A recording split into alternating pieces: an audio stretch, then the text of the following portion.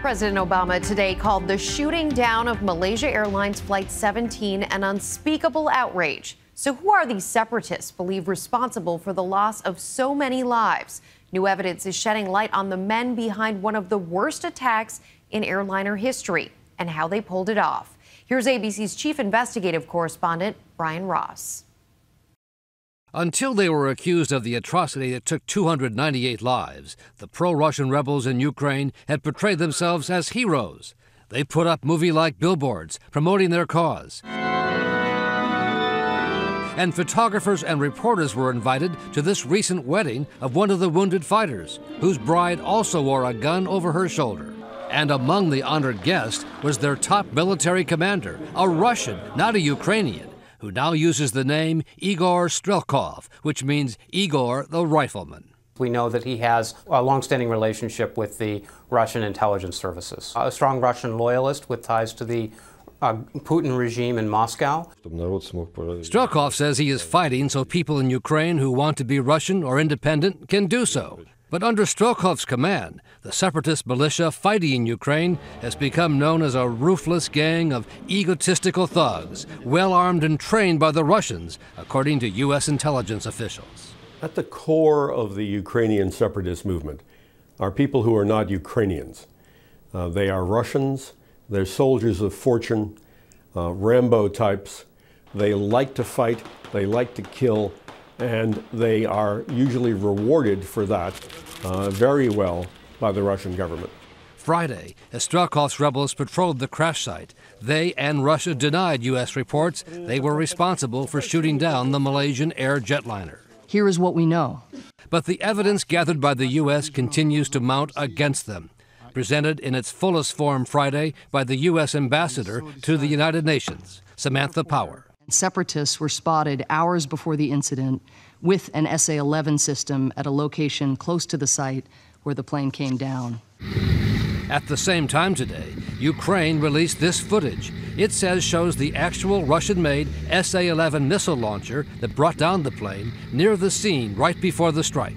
U.S. officials believe the rebels shot down a cargo plane earlier in the week, but hit the wrong plane on Thursday because they did not fully understand how to use the SA-11 system. They made a mistake and shot down what they thought was another Ukrainian cargo plane. According to phone calls intercepted by Ukraine, a separatist militant first reported a plane had been shot down. Are there any weapons? The person asks. Nothing at all. Civilian belongings, medical scraps, towels, toilet paper. Told that the wreckage made clear it was a Malaysian airliner, another person answers, well, then it was bringing spies. Why were they flying? There's a war going on. In fact, that's a question many are asking now in the wake of the tragic incident Thursday. At the time, passenger aircraft were permitted to fly over the combat zone in Ukraine as long as they were above 32,000 feet. Among the dozens of airlines that overflew the area in the last week, United Airlines, Lufthansa, Virgin, KLM, and Singapore Airlines, even after a number of military aircraft had been shot down by the rebels. All those airlines have stopped flying over the area now. Everyone associated with commercial aviation is taking a look not just at the Ukraine, but at Iraq, Afghanistan, any area where there's hostilities, and saying, is our idea that we could fly above hostilities and be safe, is that accurate? Aviation experts say if no-fly zones were declared in all of the world's hotspots, air traffic into and through the Mideast and Southwest Asia would become very difficult. As all of these airlines try and reshuffle their routes and try and avoid, areas of conflict, that may very well add distance to flights, which means burning more fuel, which means more cost. And other than Air Force One, few passenger jets are equipped with anti-missile systems. Aircraft, of course, are not only vulnerable to attack from within the plane, but also from the ground. A report on Nightline 10 years ago featured a newly designed system that could detect and deflect some less sophisticated missiles. But the cost then was calculated at more than $1 million a plane to install, and even at that price, it was hardly foolproof. So, commercial aircraft today essentially fly unarmed, naked, against a threat that was considered highly unlikely until this week. Officials in the U.S. and Ukraine say the best defense is to bring to justice those responsible for shooting down Malaysia Air Flight 17. I would say that this is a very, very, very outrageous crime, and all those who committed that crime should be brought to justice. But that may be difficult.